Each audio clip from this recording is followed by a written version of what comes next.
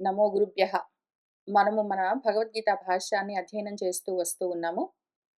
మన గురువు గారు భగవంతుడు వేదాల నుంచే కర్మలన్నీ ఉద్భవించాయి. కర్మలను యోగంగా ఆచరిస్తే చిత్తశుద్ధి కలుగుతుంది. అటువంటి చిత్తశుద్ధి ఆత్మ జ్ఞానానికి యోగ్యతను కలిగిస్తుంది అని ఉపదేశం చేస్తూ వచ్చారు. ఏ జ్ఞానమైతే నీలో కలిగిందంటే ఇంక కర్మలన్నీ గూడా పరిసమాప్తమైపోతాయో, అటువంటి జ్ఞానాన్ని సాధించవలసి ఉన్నది అని చెప్తూ, గురువులను సేవించు, తత్వదర్శనం చేసిన జ్ఞానులు నీకా ఉపదేశం చేస్తారు. ఆ జ్ఞానం కలిగిందంటే మళ్ళీ ఇటువంటి మోహాన్ని పొందవు. ఇంకప్పుడు అన్నింటినీ నీలో ద్రక్షసి చూస్తావు అని చెప్తూ వచ్చారు. ఇంక ఇప్పుడు అటువంటి జ్ఞానం యొక్క మాహాత్మ్యం ఏమి అని చెప్తూ ఈ అధ్యయనాన్ని ఉపసంహరిస్తూ ఉన్నారు మన గురువుగారు. చూస్తూ వెళ్దాము. కించ ఏతస్య జ్ఞానస్య మాహాత్మ్యం. ఈ జ్ఞానం యొక్క మాహాత్మ్యం ఏమి అంటే, దాని గొప్పతనం ఏమి అంటే, అపిచేత్తసి పాపేభ్యః సర్వేభ్యః పాపకృత్తమః సర్వం జ్ఞానప్లవేన ఏవ వృజినం సంతరిష్యసి. అపిచేత్తసి ఒకవేళ అయి ఉన్నావే అనుకో. ఏమై ఉన్నావు? సర్వేభ్యః పాపేభ్యః పాపకృత్తమః. సర్వ పాపులలోకి కూడా నువ్వు పాపకృత్తముడివై ఉన్నావనుకో. పాపిష్టివాడివై ఉన్నావనుకో. పాపమంటే ఏమి మళ్ళీ? పతన కారణము. మళ్ళీ మళ్ళీ జన్మల్లోకి పాతమైపోయేందుకు కారణమయ్యేదున్నదో దాని పేరు పాపము. జన్మలను కలిగించేది కేవలము పాపమే గాదు, పుణ్యము కూడా. ముముక్షువులకు పుణ్యమైన, పాపమైన రెండూ పాపమే. ధర్మము ఆచరిస్తే పుణ్యం కలుగుతుంది, గొప్ప లోకాలొస్తాయి అంటే మళ్ళీ ఆ లోకాలలో ఆ పుణ్యాన్ని అనుభవించడం కోసం జన్మలు తీసుకోవాలి. అది గూడా జన్మల్లోకి పతనమే. అధర్మం చేస్తే పాపమొస్తుంది. ఆ పాపాన్ని అనుభవించడం కోసం మళ్ళీ జన్మలు తీసుకోవాలి అంటే అది గూడా పాపమే. మళ్ళీ అది గూడా జన్మలనిస్తుంది. కాబట్టి ధర్మమైనా సరే, అధర్మమైనా సరే, ఏ పేరున్న కర్మైనా సరే, మనకు పుణ్యమో, పాపమో అన్న పేరున్న ఫలితాన్ని ఇచ్చి, ఏదో కారణానికి ఇటైనా సరే, అటైనా సరే మళ్ళీ జన్మలనిస్తున్నది అంటే మాత్రము అదంతా పాపమే. ఒకవేళ నువ్వు ఈ విధంగా పాపం చేస్తున్న వాళ్ళందరిలోకి కూడా పాపిష్టివాడివనుకో అనెందుకు చెప్తున్నారంటే, అధర్మం ఆచరించే వాళ్ళు ఎట్లానైనా పాపిష్టి వాళ్ళే. కాక ధర్మాన్నాచరించే వాళ్ళు గూడా పతనమైపోతున్నామని చూసుకోకుండా భర్తృధర్మము, భార్యాధర్మము, భ్రాతృధర్మము, స్నేహధర్మము, పుత్రధర్మము, రాజధర్మము, భృత్యధర్మము అనుకుంటూ రకరకాల ధర్మాలన్నింటినీ ఆచరిస్తూ అందరికన్నా ఎక్కువ ధర్మాన్ని ఆచరిస్తూ గొప్ప ధర్మాత్ముడిగా బ్రతుకుతూ ఉన్న వాళ్ళందరూ కూడా పతనమైపోతూ ఉన్నాము అని చూసుకోకుండా ఉంటారు.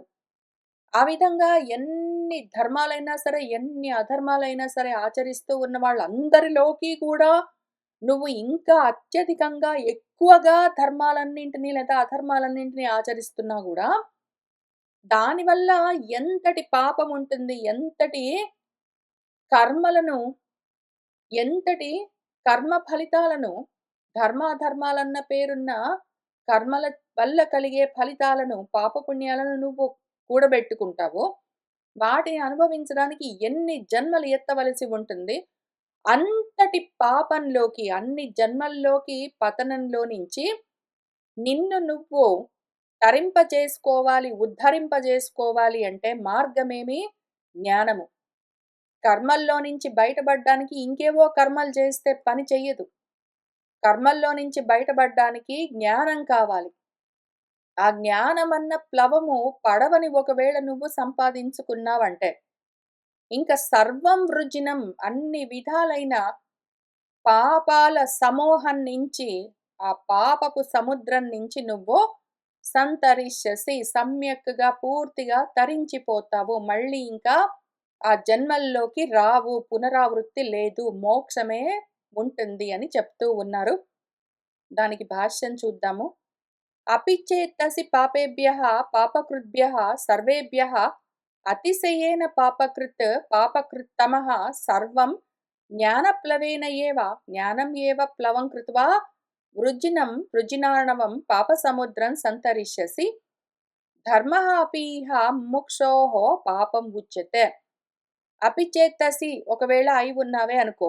ఏమై ఉన్నావు?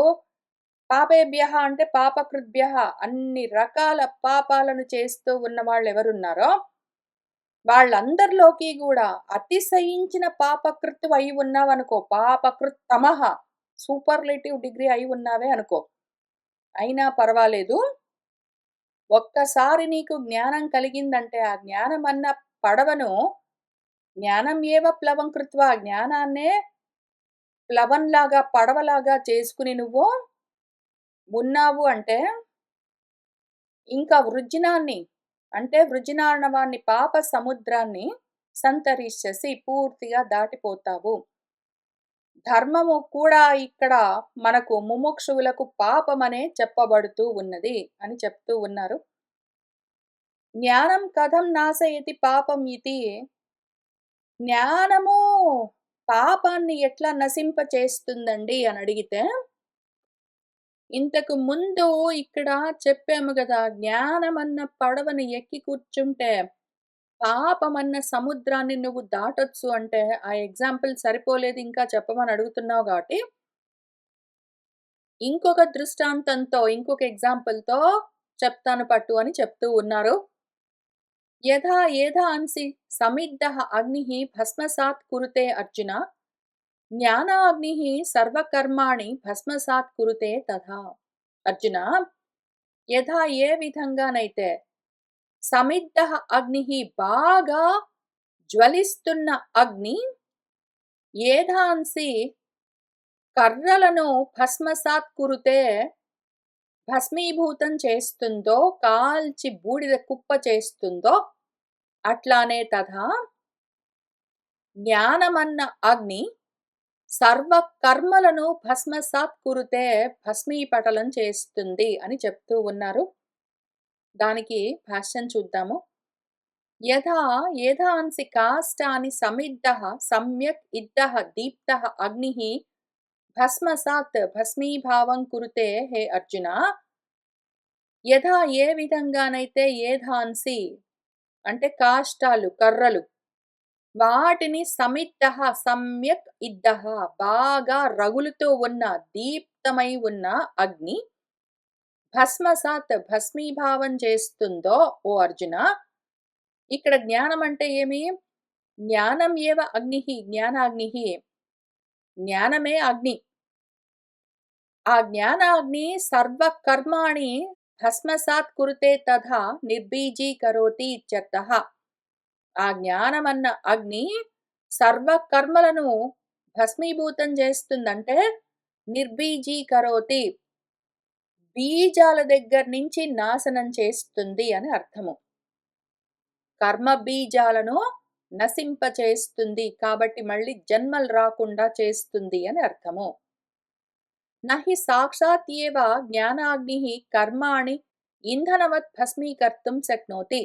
అయితే జ్ఞానాగ్ని సాక్షాత్తుగా డైరెక్ట్‌గా కర్మలను ఏదో ఒక ఇంధనంలాగా కర్మలన్నీ ఒక ఎండు పుల్లల కట్టలాగా ఉంటే వాటిని కట్టగట్టి మొత్తాన్ని అగ్ని ఎట్లా కాల్చి బూడిద కుప్ప చేస్తుందో అట్లా నాలోని కర్మలన్నింటినీ మొత్తాన్ని డైరెక్ట్‌గా అగ్ని కాల్చేస్తుంది అంటే అట్లా చెయ్యదు.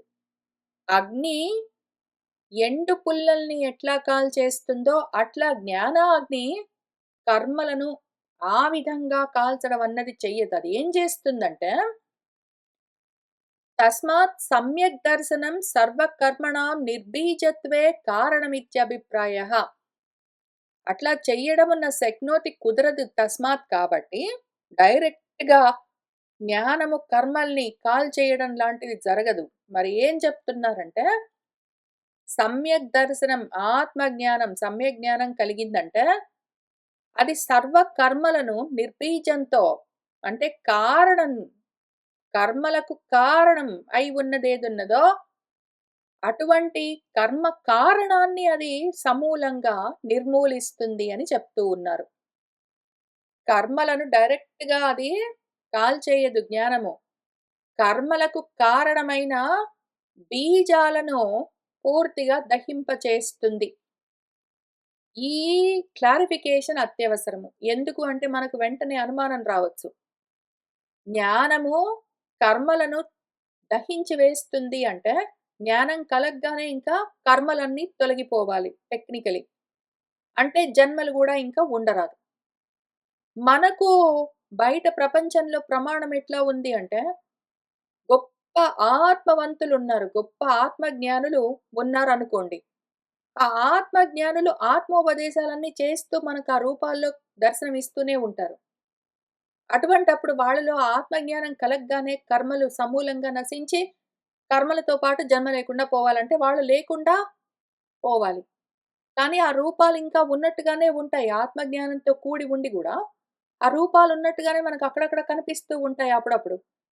అటువంటప్పుడు మరి దాన్నెట్లా అర్థం జేసుకోవాలి అంటే, కర్మ కారణమైన బీజాలను తొలగింపచేస్తుంది.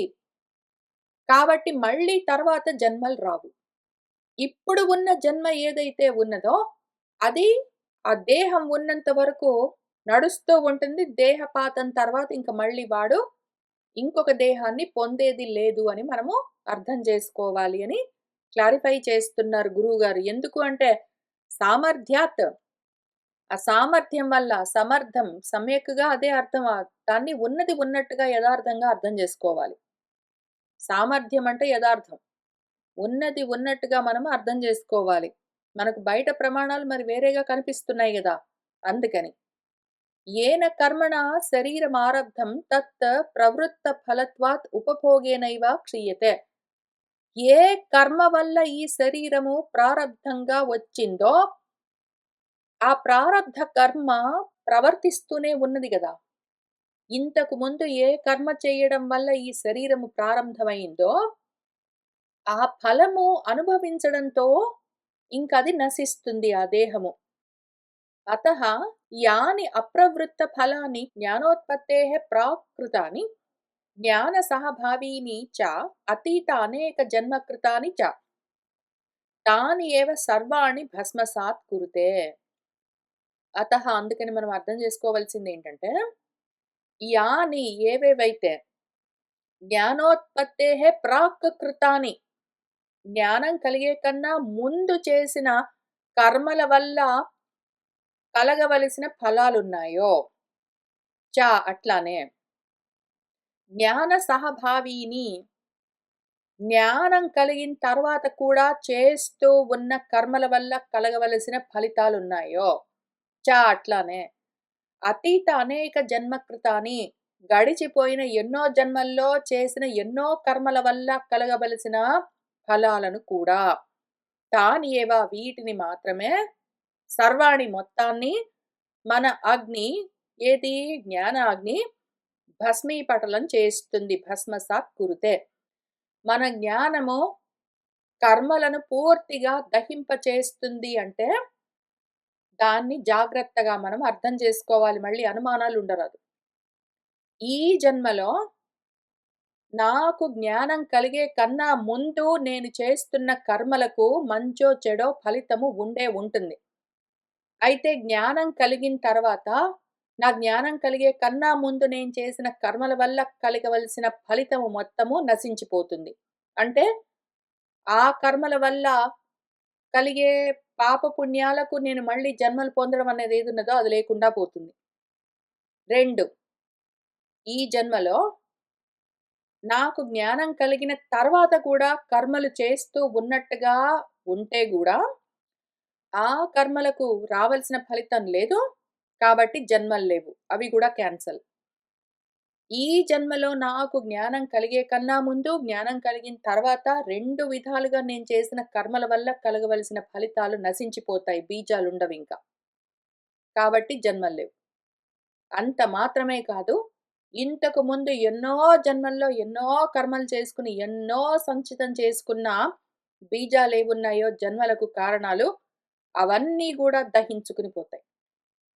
ఇంక చివరగా, కొసరుగా, చివరాఖరిగా మిగిలిందేమి అంటే, ఈ గడుస్తూ ఉన్న జన్మ ఏ కర్మ ఫలితమో, ఆ ఫలితాన్ని ఈ జన్మలో ఆ దేహం అనుభవిస్తే ఇంకా అది గూడా నశించిపోతుంది. మళ్ళీ దేహం రాదు. జ్ఞానమన్న అగ్ని అంతటి ఉపకారాన్ని చేస్తుంది మనకు అని మనము అర్థం చేసుకోవాలి. ఇంక దాని తర్వాత ఏం జరుగుతుంది? యతః ఏవ మతః ఇంకా ఇట్లా ఉంది గాబట్టి నెక్స్ట్ ఏంటంటే, మనం తెలుసుకోవాల్సిన విషయము, నహి జ్ఞానేన సదృశం పవిత్రం ఇహ విద్యతే తత్ స్వయం యోగ సంసిద్ధః కాలేన ఆత్మని విందతి. జ్ఞానానికి సదృశమైన, సమానమైన పవిత్రతను చేకూర్చేది ఇంక ఇక్కడ రెండోది నా విద్యతే హి లేనే లేదు. ఇంకొకటి లేనే లేదు. జ్ఞానమొక్కటే పవిత్రత కలిగించేది, పావనం చేసేది.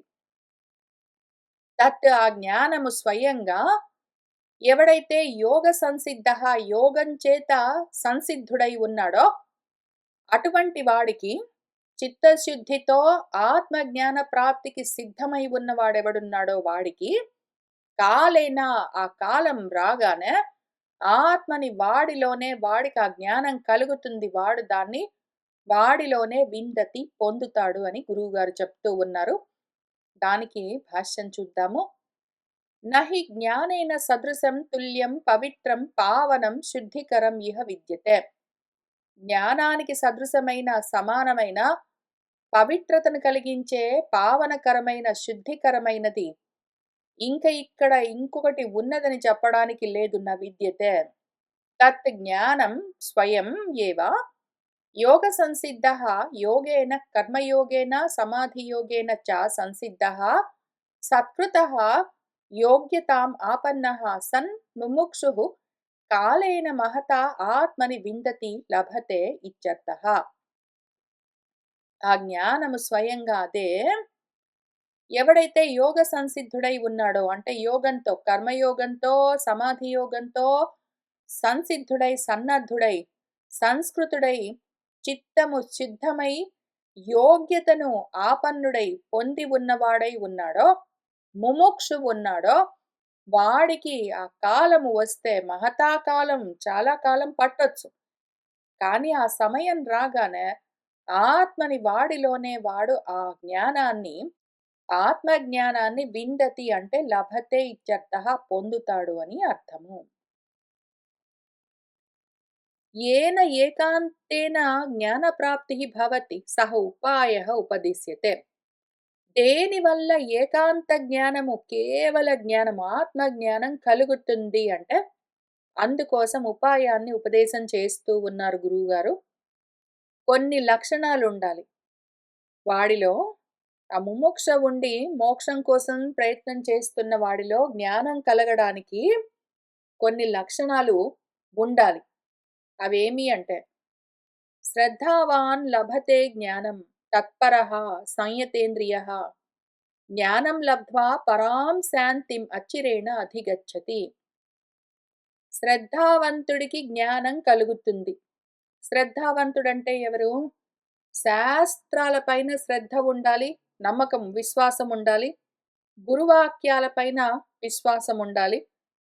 అట్లానే శ్రద్ధ, ఫోకస్ ఉండాలి. కావాలి అన్న ఆశ ఉండాలి.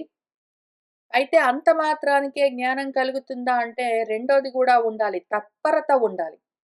ఇంకా అదే కావాలి అని అంతటి తీవ్రమైన వాంఛ ఉండాలి. వాడికి ఆత్మజ్ఞానం కావాలి అని శ్రద్ధ ఉన్నది, ఇంట్రెస్ట్ ఉన్నది, నమ్మకం ఉన్నది అన్నీ ఉన్నాయి గానీ, వేరేవి కూడా కావాలి, అనాత్మలని కూడా వాడికి ఇంట్రెస్ట్ ఉన్నది, ఇష్టం ఉన్నది అంటే కష్టమవుతుంది. వాడికి ప్రాపంచికమైన విషయాల పట్ల కూడా తత్పరత ఉన్నది. ఇదిగో ఈ ఆత్మ గురించి జ్ఞానం గూడా కావాలి అని ఇంట్రెస్ట్ గూడా ఉన్నది అంటే సరిపోదు. ఇదొక్కటే కావాలి అని అదే తత్పరత ఉండాలి. అదే తత్ విషయం ఏదున్నదో అదే పరము. ఇంకా తప్ప వేరేది లేదు అని ఉండాలి వాడికి. అంత మాత్రం ఉంటే గూడా ఒక్కొక్కసారి సరిపోదు. వాడి ఇంద్రియాలు వాడిని అటు లాగుతూ ఉంటే పని చెయ్యదు మళ్ళీ. కాబట్టి వాడికేముండాలి? వాడి ఇంద్రియాలు వాడి వశమై ఉండాలి. వాడు సంయతేంద్రియుడై ఉండాలి. వాడి ఇంద్రియాలు వాడి వశంలో ఉన్నాయి కాబట్టి, వాడికి జ్ఞానం కలుగుతుందా అంటే కాదు. జ్ఞానం కావాలి అన్న తత్పరత ఉండాలి. అదే కావాలి, అదే గావాలి, అదే గావాలన్న తత్పరత ఉండాలి. అదే గావాలన్న తత్పరత ఉన్నది గానీ, ఎవడైనా చెప్తే వాడు నమ్మకపోతే కష్టమవుతుంది. కాబట్టి చెప్పేవాడి పైన శ్రద్ధ గూడా ఉండాలి. ఈ 3 ఎవరికైతే ఉన్నాయో, అటువంటి వాడు జ్ఞానాన్ని లభతే పొందుతాడు. ఒకవేళ అటువంటి జ్ఞానం కలిగిందా, ఇంకా ఆ జ్ఞానాన్ని లబ్ధ్వా పొంది, వాడు పరాం శాంతిం పరమశాంతిని అంటే మోక్షాన్ని అచిరేణ తొందరలోనే అధిగచ్చతి పొందుతాడు అని చెప్తూ ఉన్నారు. దానికి భాష్యం చూద్దాము.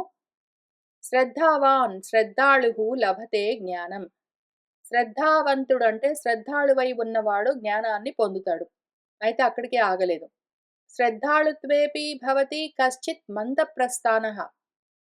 శ్రద్ధాళు అయినా గూడా వాడికి శ్రద్ధ ఉన్నది గాని వాడి ప్రోగ్రెస్ మందమందంగా ఉన్నది. సరిగ్గా ముందుకు గబగబా వేగంగా జ్ఞానం వృద్ధి చెందడం జరగట్లేదంటే, మరేం చెయ్యాలి అటువంటి వాడికి అని ప్రశ్న వస్తే, అతః ఆహా! ఇంకా చెప్తూ ఉన్నారు గురువుగారు. తత్పరత ఉండాలి.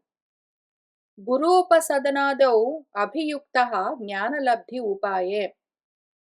గురూపసదనాత్ గురువుగారి దగ్గరికి వెళ్లి కూర్చుని, ఆయన చెప్తున్నది శ్రద్ధగా విని, నోట్స్ రాసుకుని జాగ్రత్తగా మళ్ళీ పరిప్రశ్నలు వేసి, మళ్ళీ చెప్తున్నది శ్రద్ధగా విని అర్థం చేసుకుని, ఆలోచన చేస్తూ గురువుగారు ఏమైనా క్వెషన్స్ అడిగితే జవాబు చెప్పి, ఎగ్జామ్స్ పెడితే వాటిని రాస్తూ, హోంవర్క్స్ ఇస్తే చేస్తూ, ఇవన్నీ చేస్తూ ఉంటే ఇదంతా అభియుక్తుడై కూడి ఉన్నవాడెవడున్నాడో, అదంతా కలిపి వాడికి అది జ్ఞాన లాభానికి ఉపాయము.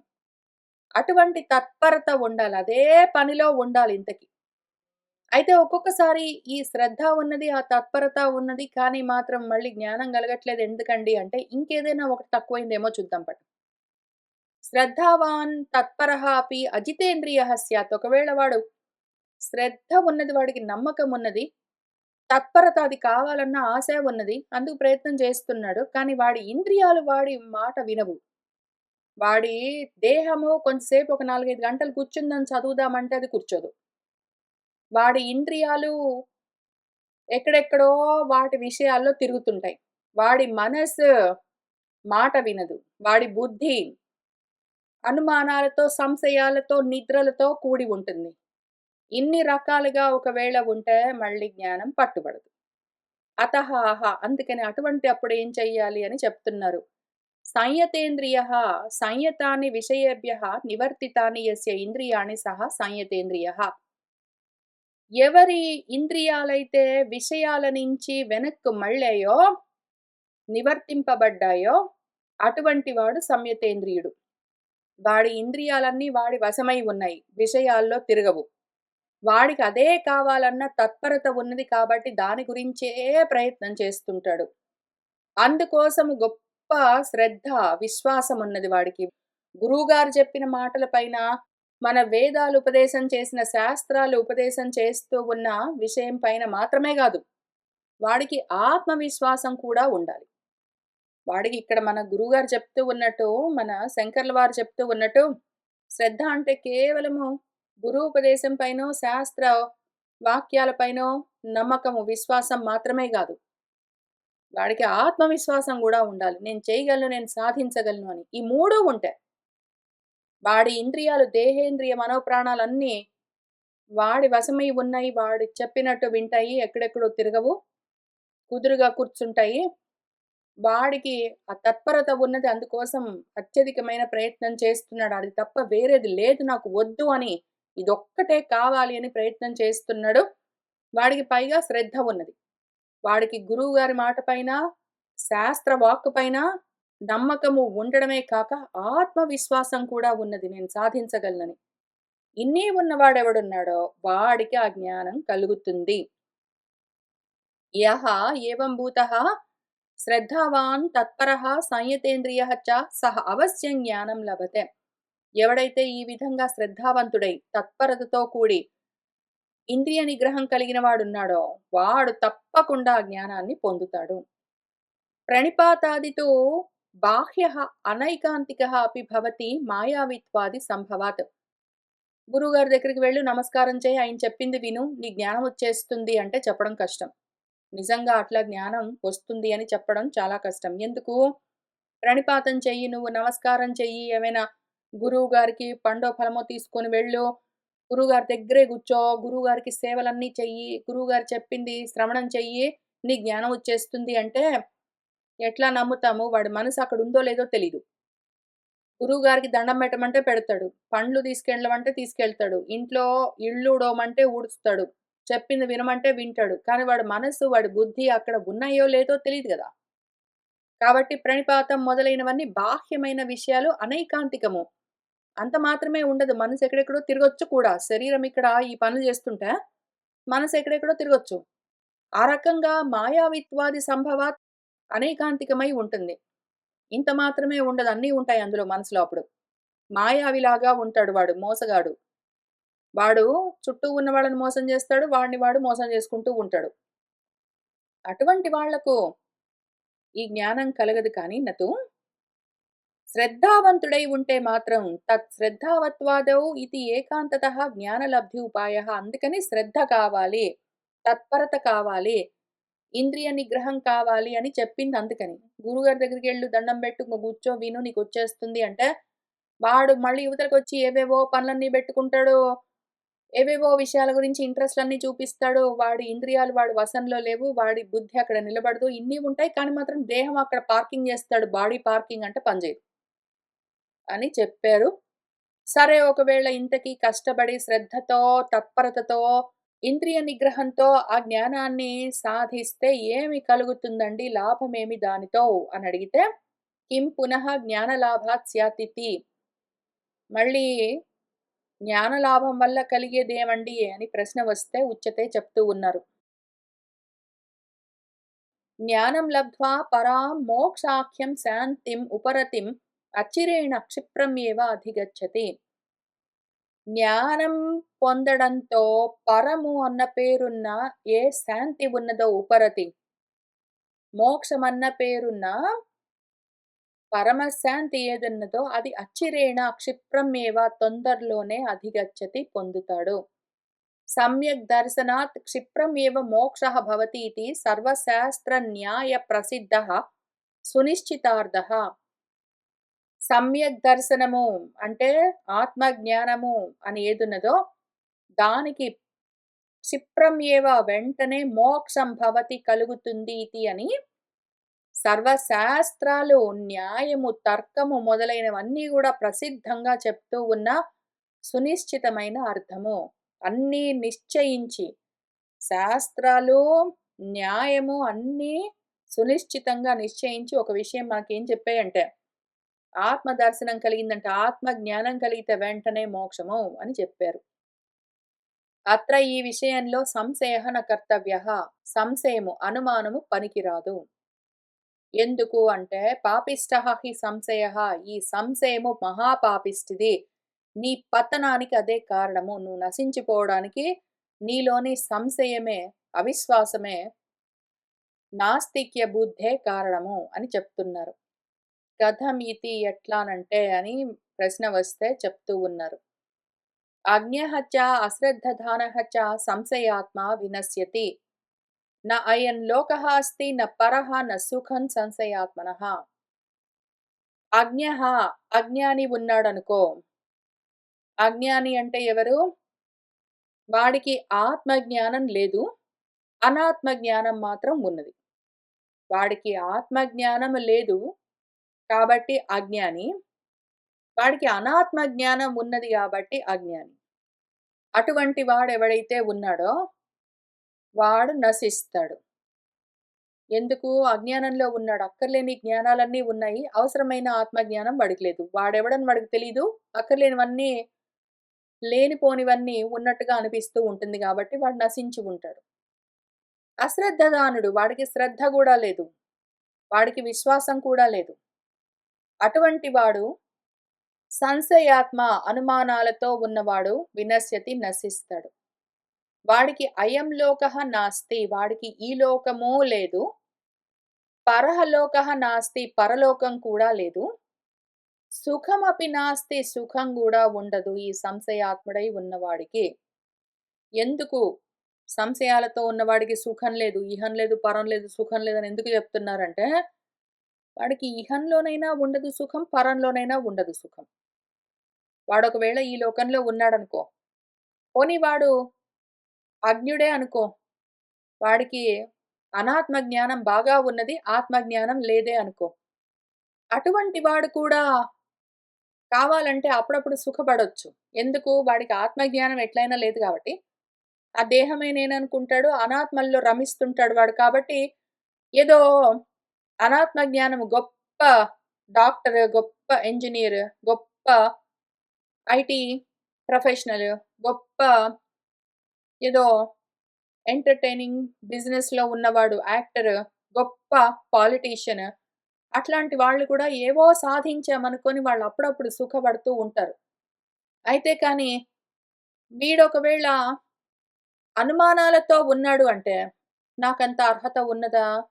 నిజంగా నేనంత సంతోషంగా ఉండడానికి నాకు ఏమి అధికారం ఉన్నది? ఏమి హక్కున్నది? అనే అనుమానాలతో ఉన్నాడంటే వాడు ఇంకేం సుఖపడతాడు? దుఃఖపడుతూనే ఉంటాడు. అట్లానే శ్రద్ధ లేనివాడున్నాడనుకోండి. మామూలుగా వాడికి శ్రద్ధ లేదు. దేని మీద శ్రద్ధ లేదంటే వాడి సుఖం వాడిది. కానీ శ్రద్ధ ఎట్లైనా లేదు. వాడికి మళ్ళీ అనుమానం. ఏమిరా నేనిట్లున్నాను? వాళ్ళు వీళ్ళు ఏమైనా అనుకుంటారో ఏమో! నాకు దేని మీద శ్రద్ధ లేదంటే మరి నేనేమైపోతాను? అనుకుంటూ వాడు అనుమానాలతో ఉన్నాడంటే గూడా మళ్ళీ వాడు నశిస్తూనే ఉంటాడు ఒకవైపు. కాబట్టి వాడికి అనుమానంతో ఉన్నవాడికి శ్రద్ధ ఉన్నా లేకపోయినా, జ్ఞానం ఉన్నా లేకపోయినా నాశం మాత్రం గ్యారంటీ. సుఖమన్నది ఉండదు అని చెప్తూ ఉన్నారు. దానికి భాష్యం చూద్దాము. అజ్ఞః చ అనాత్మజ్ఞః చ. అజ్ఞుడు అంటే అనాత్మజ్ఞుడు. అనాత్మల గురించి జ్ఞానం ఉన్నది. ఆత్మ గురించి జ్ఞానం లేదు. అటువంటి కాంబినేషన్ 1 గాని, 2 గాని ఒకటుంటే ఇంకోటుంటుంది గ్యారంటీగా. కాబట్టి ఆ కాంబో ప్యాకేజ్‌తో ఉన్నవాడెవడున్నాడో వాడి పేరు అజ్ఞాని. పైగా వాడు అశ్రద్ధదానుడు చ. గురువాక్య శాస్త్రేషు అవిశ్వాసవాన్ చ. వాడికి శ్రద్ధ గూడా లేదు. గురువాక్యాల పైన లేదు. శాస్త్ర వాక్యాల పైన కూడా విశ్వాసం లేదు అంటే, వాడు అశ్రద్ధదానుడు అని మన గురువుగారు చెప్పారు. మన శంకర్ల వారు. మనం దానికి ఆత్మవిశ్వాసం కూడా లేదు. అశ్రద్ధతో ఉన్నాడు. నేను సాధించగలనా అండి? నా వల్ల అవుతుందా? అందరూ అంటారు కానీ నిజంగా మోక్షం వచ్చేస్తుందా? అని అటువంటి సెల్ఫ్ డౌట్‌తో ఉన్నవాళ్ళు కూడా ఉంటారు. అందుకని గురువాక్యాలు, శాస్త్రవాక్యాలే గాదు ఆత్మవిశ్వాసం కూడా ఉండాలి. గురువాక్యాల పైన, శాస్త్రవాక్యాల పైన ఎంత విశ్వాసం ఉండాలో అట్లానే అంతకన్నా ఎక్కువగా ఆత్మవిశ్వాసం కూడా ఉండాలి. లేకపోతే వాడు నశించిపోతాడు. ఇంకా సంశయాత్మ ఉంటాడు వీడు. సంశయ చిత్తః చ వినశ్యతి. సంశయాలతో నిండి ఉన్న అంతఃకరణం ఉంటే వాడు అనవసరంగా ప్రతి దానికి వాడిని వాడు అనుమానిస్తూ, వాడి చుట్టూ ఉన్న వాళ్ళని అనుమానిస్తూ, వాడు గురువులను అనుమానిస్తూ, శాస్త్రవాక్యాల్ని, వేదాలను అనుమానిస్తూ కూర్చున్నాడంటే, ఇంక వాడేం బాగుపడతాడు? ఒక్కొక్కసారి అజ్ఞా అశ్రద్ధదానౌ యద్యపి వినశ్యతః న తథా యథా సంశయాత్మ. అజ్ఞాని ఉండొచ్చు. వాడు అనాత్మ జ్ఞానంతో ఆత్మ జ్ఞానం లేక ఎట్లైనా నశించిపోతూ ఉంటాడు కానీ, వాడి నాశాన్ని మించి ఈ అనుమానాలతో ఉన్నవాడి నాశం ఉంటుంది. ఎందుకు? అజ్ఞానంతో ఉన్నవాడు ఎప్పటికో ఒకప్పటికి అయ్యో! నేను అజ్ఞానంతో ఉన్నానే, అనవసరమైన అసత్ జ్ఞానంతో ఉన్నాను. ఆత్మజ్ఞానం, సత్జ్ఞానం లేదే నాకు అని వాడు ఆలోచించుకుని ప్రయత్నం చేసుకోవచ్చు శ్రద్ధ కలిగితే.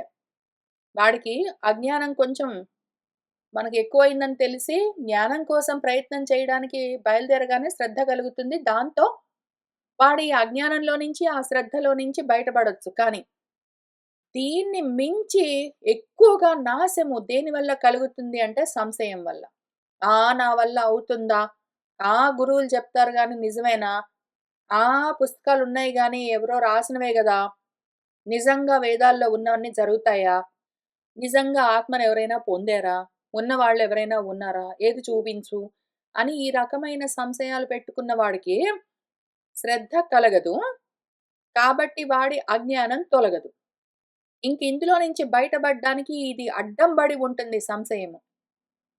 వాడికి సంశయం ఏం లేదు. విశ్వాసం ఉంది పాపం. వాడికి గురువు మీద విశ్వాసం ఉంది. వాడికి శాస్త్రాల పైన విశ్వాసం ఉంది. వాడి పైన వాడికి నమ్మకం ఉంది.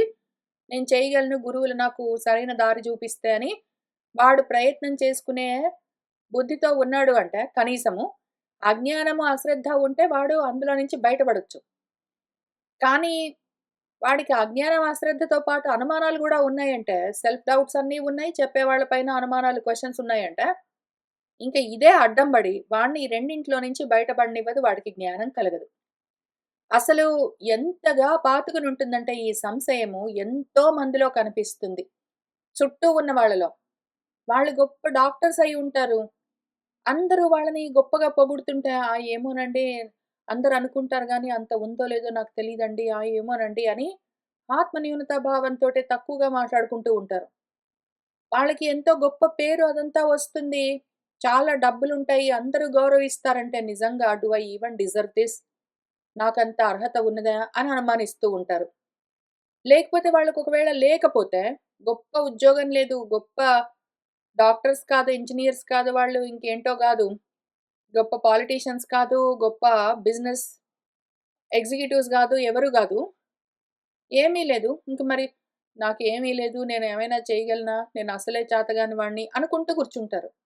ఈ రకంగా సెల్ఫ్ డౌట్ తోటున్న వాళ్ళు ఎంతమంది కనిపిస్తారు?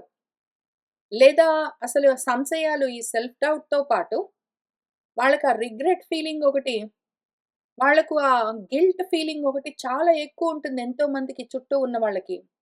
మన చుట్టూ మనం చూస్తూ ఉండొచ్చు కావాలంటే.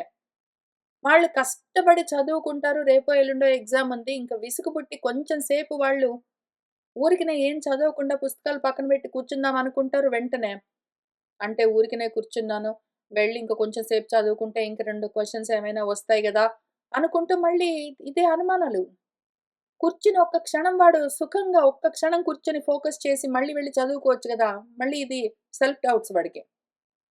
ఆ రకంగా ఎంతమంది ఉంటారో. పోనీ కనీసం వీళ్ళందరూ అజ్ఞులు అంటే అనాత్మ జ్ఞానము ఉన్నది, ప్రాపంచికమైన జ్ఞానము. ఆత్మ జ్ఞానం లేదు. అటువంటి వాళ్ళకు ఈ సంశయాలుంటే వాళ్ళు ఈ విధంగా జారిపోతూ ఉంటారు, నశించిపోతూ ఉంటారంటే కొంతవరకైనా అర్థముంటుంది. అసలు యాక్చువల్‌గా ఆత్మజ్ఞానం ఉన్నవాళ్ళు కూడా ఆత్మజ్ఞానం గురించి ఉన్న ఏ శాస్త్రాలున్నాయో వాటిని గురువులై ఉపదేశం చేస్తూ ఉన్న వాళ్ళలో కూడా ఈ సెల్ఫ్ డౌట్ సంశయాలుంటాయి. ఎంతమందినో వింటాను నేను. టీవీల్లో చెప్తూ ఉంటారు. వాళ్ళను అక్కడో పెద్ద కుర్చీలో ఆసనం వేసి కూర్చోబెట్టి, వాళ్ళకు పూలదండలన్నీ వేసి, శాలువాలన్నీ కప్పి, వాళ్ళ ముందు మైకంతా బెట్టి, అందరూ పళ్ళు అవి తీసుకొనొచ్చి ఇచ్చి, పాదాలకు నమస్కారం అంతా చేసి, అక్కడ అందరూ కూర్చొని వింటూ ఉంటే, వీళ్ళకు ఇంకా ఎక్కడ లేని వాళ్ళ గురించి వాళ్ళకు అనుమానాలు. నేను ఏమి చేశానని ఈ స్థితిలో ఉన్నాను? నేను కూడా మీ వంటి మనిషినే గదా! నాకు మీరందరూ ఇంత గౌరవిస్తూ ఉంటే, నాకిన్ని డబ్బులిచ్చి నన్నింత పొగుడుతూ, నా గురించి ఇంత గొప్పగా చెప్తూ, నా పాదాలకు నమస్కారాలన్నీ చేస్తూ, ఇంత చేస్తూ ఉంటే, నాకింత అర్హత ఉన్నదా అని నాకనిపిస్తుంది. భయం వేస్తుంటుంది అప్పుడప్పుడు అని చెప్తూ ఉన్నవాళ్ళు టీవీస్‌లో చెప్తూ ఉంటే నేను విన్నాను. టీవీ ప్రోగ్రామ్స్‌లో. వాళ్ళ ప్రవచనాల్లో అక్కడ ఆసనం మీద కూర్చుంటారు. అన్నీ ఉంటాయి. మళ్ళీ ఇదొక అనుమానం. వాళ్ళని వెంబడిస్తూనే ఉంటుంది. వెంటబడి తరుముతూనే ఉంటుంది. అటువంటి వాళ్ళని కూడా చూస్తాం మనము. మళ్ళీ వాళ్ళే. ఇవన్నీ చదివి, ఈ శాస్త్రాలన్నీ అధ్యయనం చేసి, ప్రవచనం చేయడానికి వచ్చి కూర్చున్న వాళ్ళు, మళ్ళీ వాళ్ళని వాళ్ళు అనుమానిస్తూ, నాకంత అర్హత ఉన్నదా? నాకా యోగ్యత ఉన్నదా? అని అనుమానిస్తూ ఉంటారు. ఆ రకంగా ఉన్న వాళ్ళందరూ జారిపోతూ ఉంటారు. సంశయాత్మాతు పాపిష్టః సర్వేషాం అన్నింటికన్నా ఎక్కువగా మన పతనానికి కారణము మనలోని అవిశ్వాసమే. కథం ఎందుకని అంటే, అయం సాధారణః అపి లోకః అస్తి. సాధారణంగా లోకంలో గూడా సుఖము, శాంతి ఉండదు. ప్రతి దానికి అనుమానిస్తూ ఉంటే, తథా న పరః లోకః ఇక్కడే ప్రత్యక్షంగా అనుభవిస్తున్న వాటి గురించే అనుమానాలుంటే, పరలోకం గురించి సంశయాలు లేకుండా పోవడం అన్నది ఉండదు. న సుఖం తత్రాపి సంశయోత్పత్తేః సంశయాత్మనః సంశయచిత్తస్య. తత్రాపి అక్కడ గూడా పరలోకంలో గూడా సంశయాలన్నీ ఉత్పత్తి అవుతూనే ఉంటే, అటువంటి సంశయాత్మ, సంశయ చిత్తము వాడి బుద్ధి మొత్తం, వాడి మనసంతా అనుమానాలతో, వాడి గురించి వాడికే రకరకాల అనుమానాలతో నిండి ఉంటే, ఇంక వాడికి సుఖం ఎక్కడుంటుంది? వాడు ఎంతో కష్టపడి డబ్బులు సంపాదించుకున్నాడు. ఉద్యోగాలు చేసి, అవన్నీ చేసి పాపము వాడు తిన్నాడు. వాడి చుట్టూ అందరికీ పెట్టాడు. ఏవో రూ. 2 సంపాదించుకున్న వాటిలో దాచుకున్నాడు. వాటితో వాడి బంధువులందరితో వాడి, ఇంట్లో వాళ్ళందరితో కలిసి ఏదో వెకేషన్ కోసం వెళ్ళాడనుకోండి. మళ్ళీ వాడికి అనుమానం. అయ్యో! ఉన్న డబ్బులన్నీ ఖర్చు పెట్టేస్తున్నానే. తర్వాత మళ్ళీ ఇంకేమైనా అవసరానికి వాడుకోవచ్చు కదా! మళ్ళీ వారం రోజులో, 10 రోజులో ఇట్లా తిరగడానికొచ్చామే. ఆఫీస్‌లో అక్కడ పరిస్థితి ఎట్లుందో ఏమో! నేనింత సుఖపడుతూ ఉంటే మరి నాకన్నా కష్టపడుతున్న వాళ్ళు ఎంతో మందున్నారు గదా! ఇంకా కొంతమందుంటారు. ఇంకా విచిత్రంగా ఉంటారు. వీళ్ళ సంశయాలు, వీళ్ళ అనుమానాలు, సెల్ఫ్ డౌట్స్ అంతా ఇంతా కాదు. వాళ్ళిక్కడ కూర్చొని ఎక్కడో దగ్గర వాళ్ళ ఇంట్లో వాళ్ళే కష్టపడి డబ్బులు సంపాదించుకొని, తెచ్చుకొని, వండుకొని, పళ్ళెంలో పెట్టుకొని తినబోతూ, నాకంటే ఉన్నది గానీ, అదిగో అక్కడెక్కడో ఆఫ్రికాలోనో ఇంకేదో వేరే కంట్రీస్‌లో అన్నానికి గూడా లేకుండా అవస్థ పడుతున్న వాళ్ళు ఎంతమందున్నారు. నాకింత హక్కున్నదా కూర్చొని శాంతిగా అన్నం తినడానికి అనుకుంటే అట్లా ఇట్లా గాదు. అనుమానాలు ఎన్ని రకాల రూపాలతో ఉంటాయంటే, ఇంక నిజంగా బ్రహ్మరాక్షసుల్లాగా మనసు నిండా వ్యాపించి వాళ్ళని సుఖము, శాంతి లేకుండా బాధ పెడుతూ ఉంటాయి, హింసిస్తూ ఉంటాయి. ఆ విధంగా ఉన్నవాడు మాత్రం బాగుపడ్డం కష్టం. ఏదో విధంగా ఈ సంశయాన్ని, ఈ అనుమానాన్ని, సెల్ఫ్ డౌట్‌ని మాత్రం తప్పనిసరిగా వాడు ఛేదించుకుని తీరవలసిందే. తస్మాత్ సంశయః న కర్తవ్యః. అందుకని అనుమానించడానికి వీల్లేదు. అనుమానాలను, సెల్ఫ్ డౌట్‌ను, సంశయాలను ఏదో విధంగా తొలగించుకోవలసిందే. మరో మార్గం లేదు అని చెప్తూ ఉన్నారు. ఈ సంశయాన్ని యాక్చువల్‌గా సెల్ఫ్ డౌట్ అనే చెప్తారు. ఇక్కడ మన శంకర్లు గురువుగారు దానికి అర్థం చెప్తూ ఉన్నప్పుడు భాష్యంలో. ఎందుకని? ఈ అనుమానాలను, సంశయాలను ఎందుకని మనము దూరం చేసుకోవాలి? ఉంటే ఏమి నష్టము అంటే చెప్తున్నారు. యోగ సన్యస్త కర్మాణం జ్ఞాన సంచిన్న సంశయం ఆత్మవంతం న కర్మాణి నిబధ్నంతి ధనంజయ. ఓ ధనంజయ! యోగ సన్యస్త కర్మాణం, ఎవరైతే యోగం చేత కర్మలన్నింటినీ సన్యాసం చేసిన వాడున్నాడో, జ్ఞాన సంచిన్న సంశయం, జ్ఞానం చేత సంశయాలన్నింటినీ ఛేదించుకున్నవాడున్నాడో, అటువంటి ఆత్మవంతుడెవడున్నాడో, తన అంతఃకరణాన్ని తన వశం చేసుకున్నవాడెవడున్నాడో, అటువంటి వాణ్ణి కర్మలు ఇంకా నిబధ్నంతి, బంధించవు. కర్మపాశాలన్నీ బీజాలతో సహా తొలగిపోతాయి. జన్మలుండవు, మోక్షమే అని చెప్తూ ఉన్నారు. అందుకని సంశయాన్ని తప్పకుండా ఛేదించవలసిందే. దానికి భాష్యం చూద్దాము. యోగ సన్యస్త కర్మాణం పరమార్థ దర్శన లక్షణేన యోగేన సన్యస్తాని కర్మాణి ఏన పరమార్థ దర్శిన ధర్మాధర్మాఖ్యాని తం యోగ సన్యస్త కర్మాణం. యోగం చేత కర్మలన్నీ సన్యాసం చేసిన వాడెవడున్నాడో అని చెప్తూ ఉన్నారు కదా! అది ఏ యోగము అంటే పరమార్థ దర్శన లక్షణమన్న యోగము. ఏదో ఒక యోగం గాదు. యోగా ప్రాక్టీస్ చేస్తాననుకుంటే ఎక్సర్‌సైజ్‌లు అవన్నీ గాదు. రకరకాల యోగాలు గాదు. ఒక్క రకం యోగం. పరమార్థాన్ని చూపించే లక్షణంతో కూడి ఉన్న యోగం గావాలి. పరమార్థాన్ని నీకు పొందింపచేసే యోగం ఏదున్నదో ఆ యోగాన్ని పెట్టుకున్నావంటేనే మాత్రమే కర్మలన్నింటినీ సన్యాసం చేయగలుగుతావు. ఏ పరమార్థ దర్శనమన్న పేరున్న యోగంతో ధర్మము, అధర్మము అన్న పేర్లున్న, ధర్మంగా, అధర్మంగా కనిపిస్తూ ఉన్న సర్వ కర్మలు సన్యాసమైపోతాయో, ఆ విధంగా కర్మ సన్యాసం చేసినవాడు, పరమార్థ దర్శన లక్షణమైన యోగంతో కర్మ సన్యాసం చేసిన వాడెవడున్నాడో అని చెప్తూ ఉంటే, మన శిష్యుడు సరేనండి, ఆ యోగ సన్యస్త కర్మ ఎట్లా ఉంటాడు? వాడిలో ఉండే ఇంకొక లక్షణం ఏదైనా చెప్తారా అంటే, ఆహా! చెప్తూ ఉన్నారు. జ్ఞాన సంచిన్న సంశయః. జ్ఞానేన ఆత్మేశ్వర ఏకత్వ దర్శన లక్షణేన సంచిన్నః సంశయః యస్య సః జ్ఞాన సంచిన్న సంశయః. ఏ జ్ఞానంతోనైతే సంశయాలన్నింటినీ సమ్యక్‌గా ఛేదించుకున్నాడో, ఏ జ్ఞానం మళ్ళీ ఏదో ఒక జ్ఞానం పనికిరాదు. ఆత్మ, ఈశ్వరుడు వేరుగా ఉన్నారు అన్న ఏ భేద బుద్ధి ఉన్నదో, అటువంటి భేదాన్ని, ద్వైతాన్ని భేదించి ఆత్మ, ఈశ్వరుడు అని 2గా లేవు. ఉన్నదంతా ఒక్కటే. అది నేనే అన్న ఏకత్వ దర్శనాన్ని కలిగించే లక్షణంతో ఉన్నదేదున్నదో అది జ్ఞానం. పరమార్థాన్ని చూపించి కర్మలను సన్యాసం చేయడానికి మార్గమై ఉన్నదేదున్నదో అది యోగము. జీవుడు, ఈశ్వరుడు అని 2గా లేవు. నేను, ఈశ్వరుడు అని 2 వేరుగా లేవు. ఉన్నదంతా ఒక్కటే అని ఏకత్వాన్ని దర్శింపచేసే జ్ఞానమేదున్నదో అది జ్ఞానము. కర్మలను సన్యాసం సమూలంగా న్యాసం చేయడానికి మార్గమై ఉన్నదేదున్నదో అది యోగము. జీవేశ్వరులు ఒక్కటే అన్న జ్ఞానాన్ని కలిగించి అది నేనే అన్న ఆత్మ జ్ఞానాన్ని దర్శింపచేసేదేదున్నదో అది జ్ఞానము. ఇటువంటి జ్ఞానంతో సంచిన్నమైపోయి ఉన్న సంశయాలు ఎవడికున్నాయో వాడు జ్ఞాన సంచిన్న సంశయుడై ఉంటాడు. వాడింకా యోగ సన్యస్త కర్మ అయి ఉన్నాడంటే జ్ఞాన సంచిన్న సంశయుడై ఉంటాడు. వాడికి ఆ ఆత్మ జ్ఞానాన్ని కలిగింపచేసే యోగం పట్టింది అంటే కర్మలన్నీ జారిపోతాయి. దాంతో వాడికి జ్ఞానం చేత సంశయాలన్నీ సంచిన్నమైపోతాయి. జ్ఞానం ఎటువంటి జ్ఞానం మళ్ళీ ఏదో ఒక జ్ఞానం కాదు. ఆత్మ ఈశ్వర ఏకత్వం. ఆత్మ నేను, ఈశ్వరుడు వేరు, వాడు వేరు, దేవుడు వేరు, నేను వేరు అని భేదం చూస్తూ ఉన్న జ్ఞానం మళ్ళీ పనికిరాదు. ఉన్నదంతా ఒకటే, అది నేనే అని చూస్తూ ఉన్నది ఏదున్నదో తత్వమసి అని గురువులు చెప్తే సోహం అని తెలుసుకునే ఏ జ్ఞానం ఉన్నదో అటువంటి జ్ఞానం. యోగము అంటే ఏదో యోగా ప్రాక్టీస్ చేస్తూ ఉన్న ఎక్సర్‌సైజెస్ కాదు. పరమార్థాన్ని దర్శింపచేసేదే యోగము.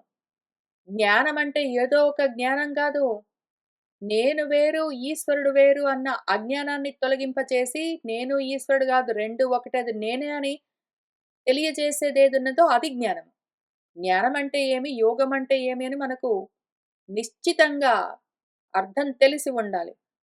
ఇటువంటి జ్ఞానంతో ఎవరి యొక్క సంశయాలైతే సంచిన్నమైపోయాయో, సమ్యక్‌గా చిన్నమైపోయాయో, నశించిపోయాయో, సహా అటువంటి వాడు జ్ఞాన సంచిన్న సంశయః. వాడు జ్ఞాన సంచిన్న సంశయుడు. జ్ఞానం చేత వాడి సంశయాలన్నీ నశించి ఉన్నవాడు.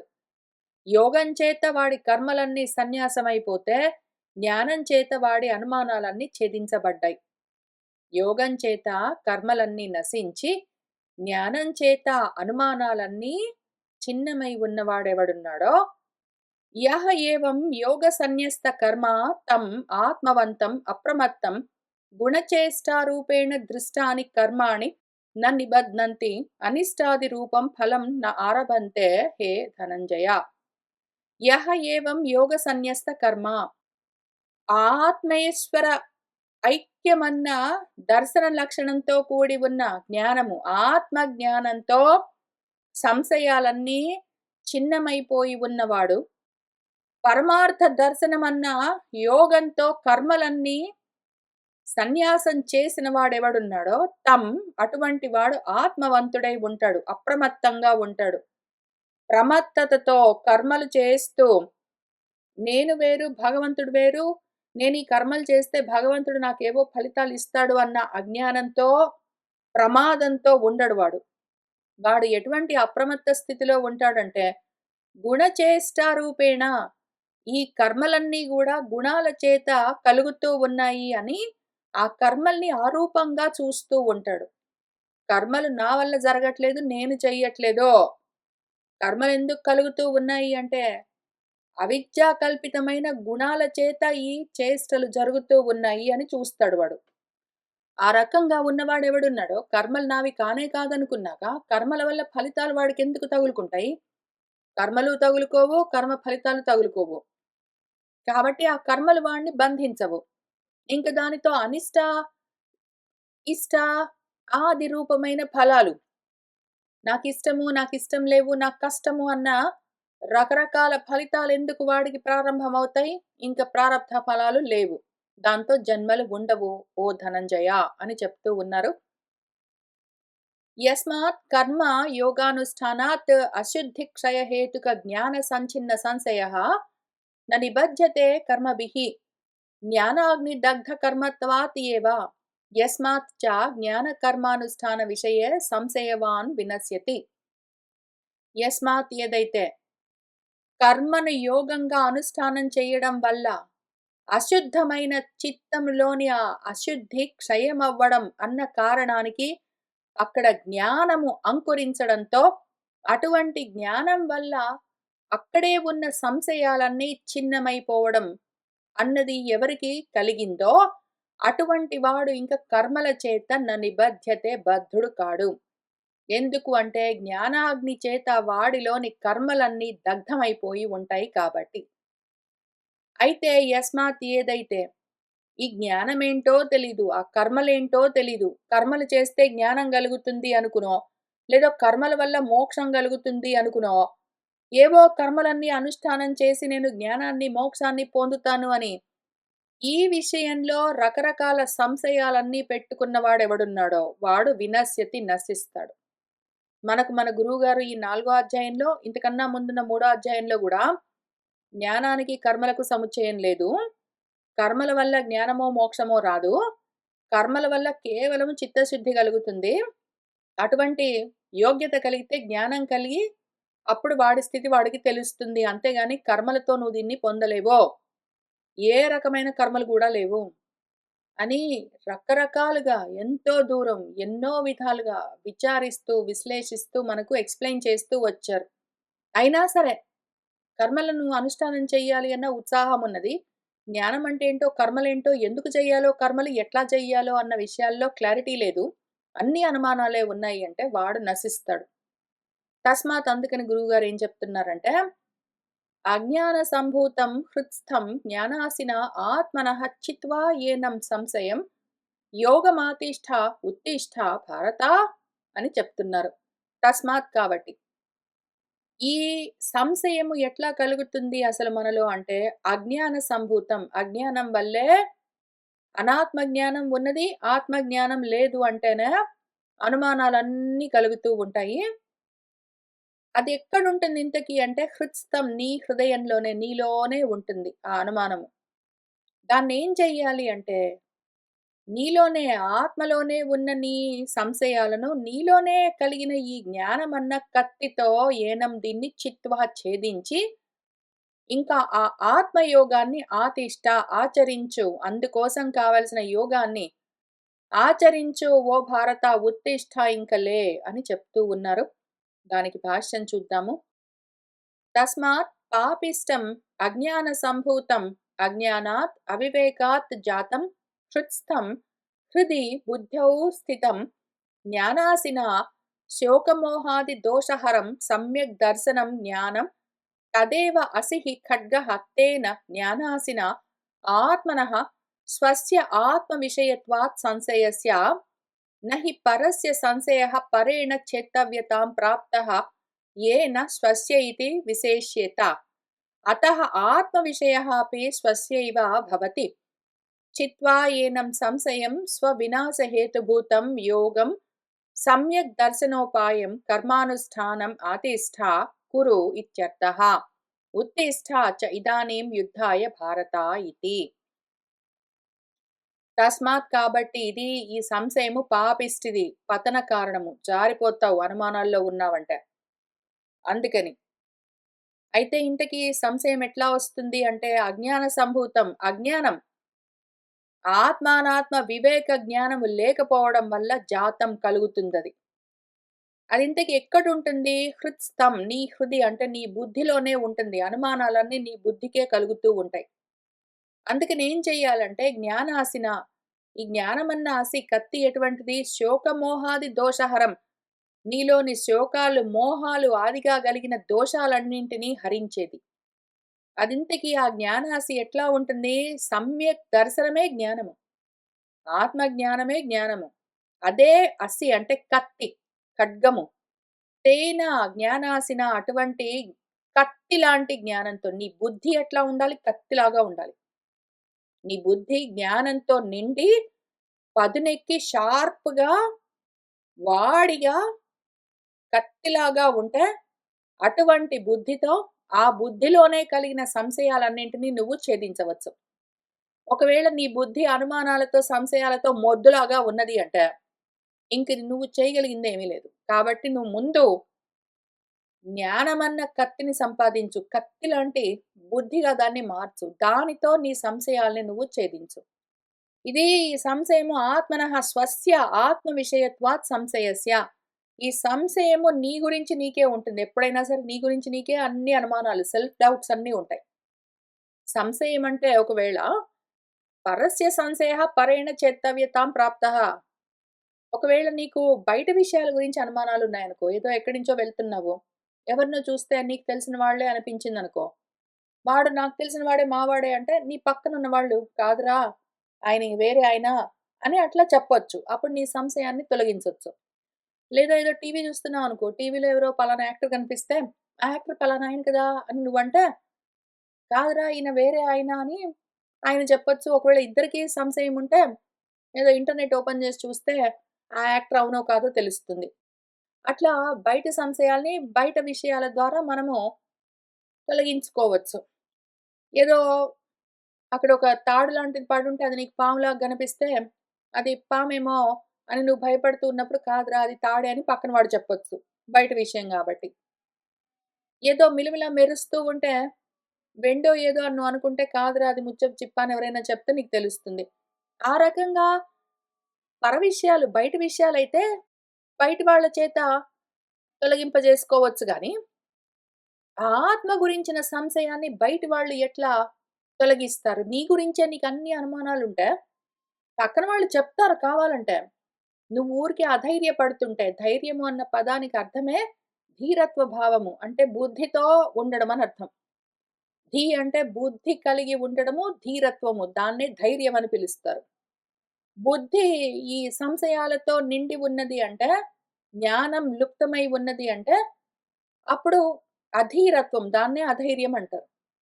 జ్ఞానం లేకపోవడమే అధైర్యము. జ్ఞానం కలిగి ఉండడమే ధైర్యము. నీకు జ్ఞానం లేకపోయేసరికి నీకు అధైర్యం కలుగుతూ ఉంటే వాళ్ళు బయట నుంచి ఏదైనా బయట విషయాల గురించి చెప్తారు. పోనీ అట్లా అయినా నీ భయాన్ని పోగొట్టుకోవచ్చు.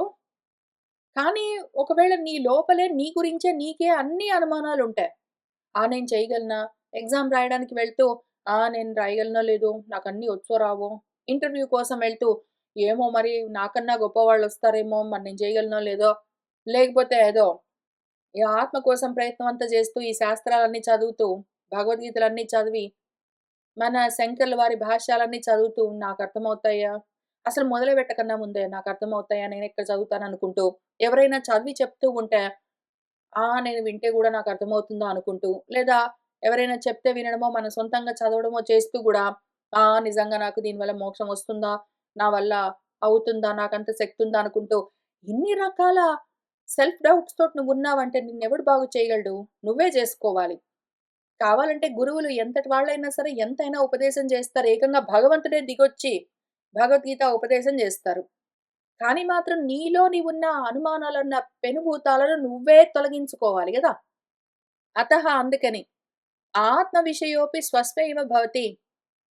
ఆత్మ విషయం గురించి నీ స్వీయ సంశయాలని నువ్వే స్వయంగా తొలగించుకోవలసి ఉంటుంది అని చెప్తూ ఉన్నారు. చిత్వా ఏనం సంశయం స్వవినాశహేతుభూతం యోగం సమ్యక్ దర్శనోపాయం కర్మానుష్ఠానం ఆతిష్ఠా కురు ఇత్యర్థః. ఏనం సంశయం ఈ సంశయాన్ని ఇదెటువంటిది? స్వవినాశహేతుభూతం ఆత్మ వినాశానికి ఇది కారణము. నిన్ను నువ్వు పోగొట్టుకోవడానికి ఇది మూల కారణము. కాబట్టి దాన్ని సమూలంగా చిత్వా ఛేదించి యోగాన్ని ఆతిష్ట. ఏ యోగం మళ్ళీ? సమ్యక్ దర్శనోపాయం. సమ్యక్ జ్ఞానాన్ని కలిగించే ఉపాయమైన కర్మానుష్ఠానమన్న కర్మను యోగంగా చేస్తే చిత్తశుద్ధి కలిగి దానివల్ల నీకు జ్ఞాన ప్రాప్తికి అర్హత కలుగుతుంది కాబట్టి అటువంటి దాన్ని ఆతిష్ట కురు ఆచరించు అని అర్థం. ఇంకా ఉత్తిష్టలే కూర్చొని వింటే ఏం సరిపోదు. కేవలం శ్రవణాలు చేస్తే, కేవలం పుస్తకాలు చదువుకుంటా, కేవలం వాళ్ళు వీళ్ళు చెప్తూ ఉంటే ఏదో నువ్వు అనుకున్నాననుకుంటే ఇవన్నీ సరిపోదు. ఈ యాక్చువల్‌గా కర్మలను నువ్వు యోగంగా చిత్తశుద్ధి కోసం, చిత్తశుద్ధితో ఆచరించడం కోసం బయలుదేరు.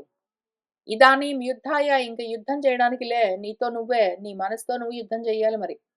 ఓ భారత అని చెప్తూ ఉన్నారు. దాంతో మనకి ఈ 4 అధ్యాయం కూడా పూర్తయింది. మళ్ళీ మనం వచ్చే వారం కలిసి కూర్చొని ఐదో అధ్యాయాన్ని మొదలుపెట్టుకుందాము. ఇవాల్టికి ఇక్కడికి ఆపుతున్నాను. శుభం భవతు.